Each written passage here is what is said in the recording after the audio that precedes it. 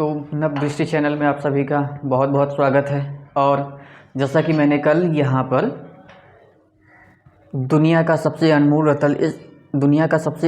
रतन इस कहानी को मैंने अच्छी तरीके से समझाने का मैंने प्रयास किया कि इस कहानी को आप सही तरीके से समझ पाए। और कहानी लगभग मैंने पूरी की है और जो कथन है उन कथनों को मैंने छोड़ा है और वो कथन मैं निकाल करके अलग से डिस्क्रिप्शन में मैं देने की पूरी कोशिश करूँगा। और आज हम क्या पढ़ेंगे? आज हम पढ़ेंगे दिल फिगार का चरित्र चित्रण। दिल फिगार का चरित्र चित्रण, ठीक है।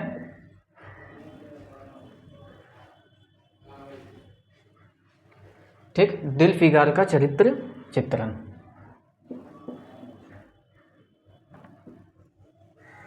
एक एक करके हम समझते हुए जाएंगे, तभी जा करके हम सही तरीके से किसी भी चीज़ को समझ पाएंगे। और दिल फिगार का चरित्र चित्रण कहीं पर भी है नहीं, लेकिन हो सकता है कि इस बार नया पाठ्यक्रम होने की वजह से दिल फरेब या दिल फिगार इन सभी के बारे में चरित्र चित्रण आपसे पूछ ले, या तो हो सकता है कि यह भी पूछे कि कहानी की जो है तत्वों के आधार पर आप समीक्षा कीजिए। और तत्वों के आधार पर समीक्षा, ये सबसे पहले ये पूरी कहानी कंप्लीट हो जाने के बाद, यानी कि जो कहानी का पाठ्यक्रम है उस कहानी के पाठ्यक्रम में जब सभी कहानियाँ पूरी हो जाएंगी, सभी कहानियों का चरित्र चित्रण हो जाएगा, तब जा करके हम तत्व के आधार पर किस तरीके से किसी भी कहानी की हम समीक्षा करेंगे, इस पर तब हम बात करेंगे। तो उससे पहले हम इनको निपटा ले भाई, है ना। तो पहले हम इन्हीं को ख़त्म कर ले, तब जा करके हम आगे बढ़ेंगे। सबसे पहला आ जाता है साहसी। ठीक, सबसे पहला साहसी। अब बताओ साहसी व्यक्ति वो कैसे है? दिल फिगर साहसी था? सबसे साहसी नहीं था? वाह, इतनी कहानी पढ़ने के बावजूद भी आप कह रही हैं कि भाई साहसी व्यक्ति नहीं था। सोचो, जो एक राजकुमारी हो, एक राजकुमारी को वो डायरेक्ट जाकर के ये बोल रहा है कि वो उससे काफ़ी बहुत ज़्यादा प्रेम करता है और उसके लिए वो कुछ भी करने के लिए तैयार है, तो भाई बड़ी हिम्मत चाहिए होती है, बहुत हिम्मत चाहिए होती है कि किसी राजकुमारी के साथ जाकर के आप ऐसा कहें कि नहीं, मैं उनसे प्रेम करता हूँ और आपके लिए मैं कुछ भी कर सकता हूँ। और साहस का परिचय तो तब मिलता है जब इनको जो है 2 बार घुमाया जाता है। 2 बार ये अनमोल रतन लेकर के आते हैं, उनके नज़र में वही 2 अनमोल रतन होते हैं। वहाँ राजकुमारी दिल फरेब भी जो है इनको स्वीकार करते हैं कि नहीं, ये वाकई में अनमोल रतन है, लेकिन इनसे भी बड़ी कोई अनमोल रतन हो सकती है। इस तरीके से वो कह करके इनको यहाँ पर घुमा देती है। सोचो, 3 बार वो इतना मुश्किल तरीके से वो घूम कर यहाँ वहाँ भटक करके वो 2 चीज़ों को वो लेकर के आता है। इसके बावजूद भी वो कहती हैं कि नहीं, इससे भी बड़ी अनमोल रतन हो सकती है, जाओ उसे लेकर के आओ। सोचने वाली बात है। और साहस, सोचो कि बिना खाए पिए, भूखे प्यासे, अधनंगे, पैरों में छाले पड़े हुए हैं, सूख करके बेचारा वो ये मार्कर की तरह हो गया था। इसके बावजूद भी उसने जो है हिम्मत की अपने प्रेम को पाने के लिए। ये भाई बहुत बड़ी साहस है। हिंदुस्तान तक वो गया अनमोल रतन की खोज के लिए। तो भाई ये वाकई में बहुत साहसी व्यक्ति था। और इसके चरित्र का सबसे पहला विशेषता क्या है कि ये साहसी व्यक्ति था।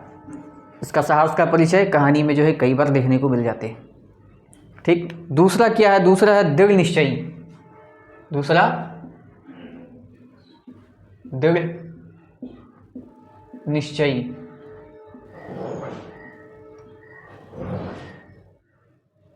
ठीक, दृढ़ निश्चयी व्यक्ति।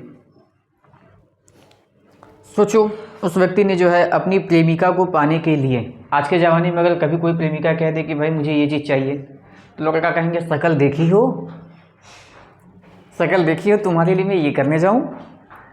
नहीं कि अगर मजाक में भी अगर प्रेमिका अगर ये बात कह दे कि यार आप क्या मेरे लिए चांद तारे तोड़ लाओगे, तो लड़के का चेहरा देखो सूझ जाएगा, है ना। तो आज के ज़माने में क्या ऐसा सच्चा प्रेम है? नहीं है। लेकिन ये बेचारे केवल अपने प्रेमिका की ये बात कहने पर और वो दृढ़ निश्चय कर लेते हैं कि नहीं भाई, कुछ भी हो जाए, किसी भी तरीके से मैं ढूंढ लूँगा। पहले तो ये निराशावादी टाइप के व्यक्ति थे, निराश हो जाते हैं, हताश हो जाते हैं कि इतना बड़ा अनमोल रतन मैं कहाँ से लाऊं। उतना बड़ा तोप व्यक्ति तो मैं था ही नहीं, उतनी अच्छी मेरी परफॉर्मेंस थी ही नहीं, अच्छे बैकग्राउंड का तो वो लड़का था ही नहीं, तो वो खोजता कहाँ से, लाता कहाँ से। लेकिन इसके बावजूद भी वो निश्चय करता है, भूखे प्यासे कई दिनों तक पेड़ के नीचे बैठे बैठे फिर एक बार एकाएक उठता है और उठ करके फिर वो चल पड़ता है खोजने के लिए। वो भी भूखे प्यासे, नंगे पैर, पैरों में छाले पड़ जाते हैं। तो इससे यहाँ पर पता चलता है कि इनकी विशेषता यह भी है कि वो काफ़ी दृढ़ निश्चय है, यानी कि जो इन्होंने निश्चय कर ली, जो इन्होंने तय कर लिया, वो उस काम को करने के लिए तैयार। ठीक। तीसरे की अगर हम बात करें, तीसरा होता है इनका जो विशेषताएं हैं, कर्मठ व्यक्ति। कर्मठ व्यक्ति, ठीक है, कर्मठ व्यक्ति है। ये कभी भी जो है अपनी परेशानियों के सामने नहीं झुके। सोचो, दुनिया के सबसे अनमोल रत्न, जिस तरीके को जो है देश के बारे में, किसी अन्य देश के बारे में पता नहीं है, अनमोल रत्न क्या हो सकता है ये भी इनको ठीक तरीके से पता नहीं है। ये सोचते हैं बैठे बैठे कि भाई कोई हीरा हो सकता है, जवाहरात हो सकती है, कोई राज्य हो सकती है सबसे अनमोल रत्न में। लेकिन इसके बावजूद भी कहते हैं कि नहीं नहीं नहीं नहीं, अगर यही सारी चीज़ें अगर मांगनी होती तो वो पहले ही मांग कर चुकी होती। तो ये सारी चीज़ें अनमोल रत्न नहीं है। और वो क्या करते हैं, ढूंढने के लिए निकल जाते हैं। लगातार मेहनत, लगातार जो है सूझबूझ, लगातार आगे बढ़ने के कारण तब जा कर के इनको जो है सबसे पहली अनमोल रत्न मिलती है, वो भी आंसू के रूप में। ठीक। तो ये क्या है, कर्मठ व्यक्ति है। चौथी विशेषता इनकी बहुत ही अच्छी है, वह है प्रेमी हृदय। क्या है, प्रेमी हृदय।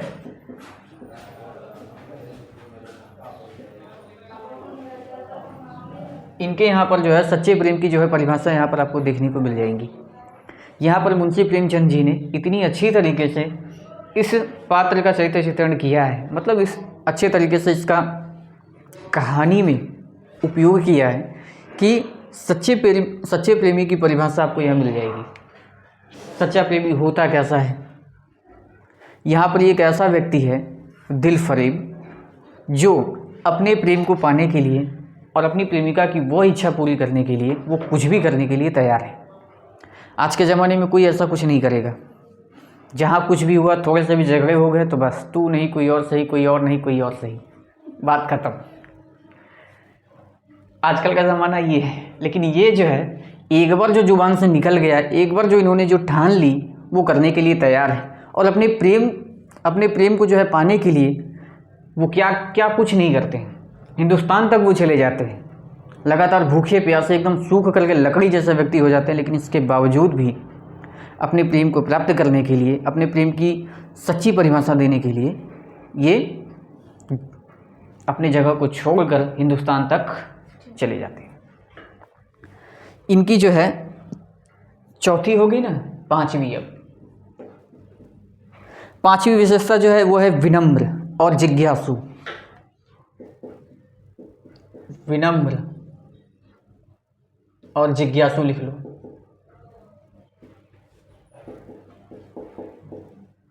जिज्ञासु, ठीक है।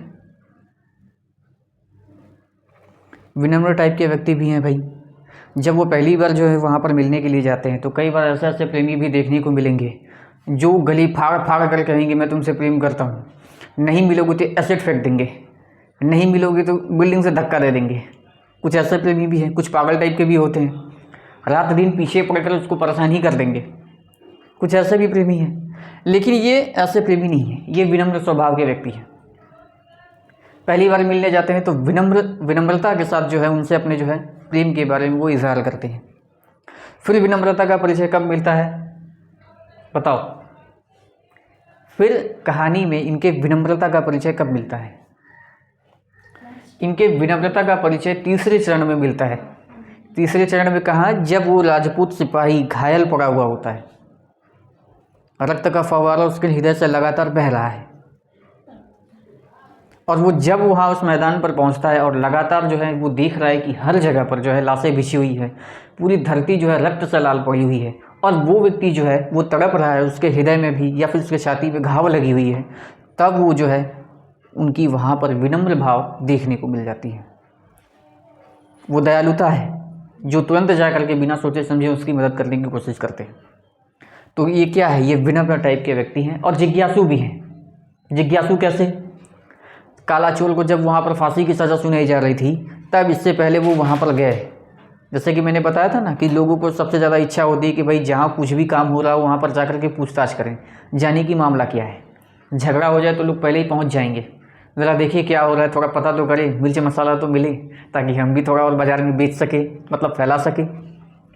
तो ये वहाँ पर भी जाते हैं और वहाँ पर उस काला चोर के बारे में जानकारी इकट्ठा करते हैं कि किस वजह से इस व्यक्ति को फांसी दी जा रही है। तो यहाँ पर जिज्ञासु व्यक्ति भी हैं।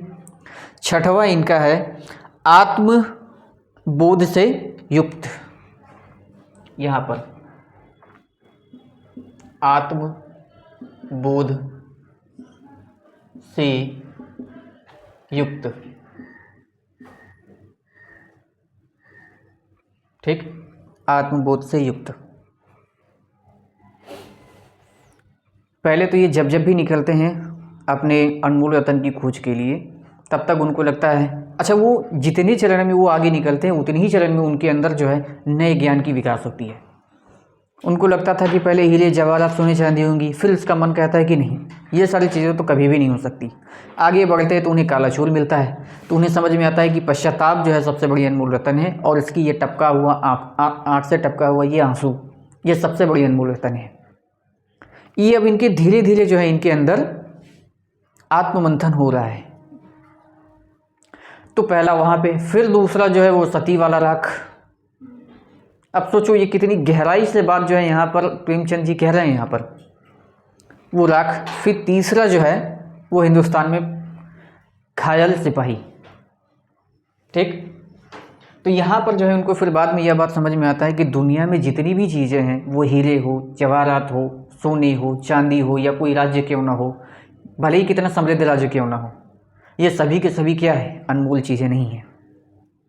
अनमोल क्या है?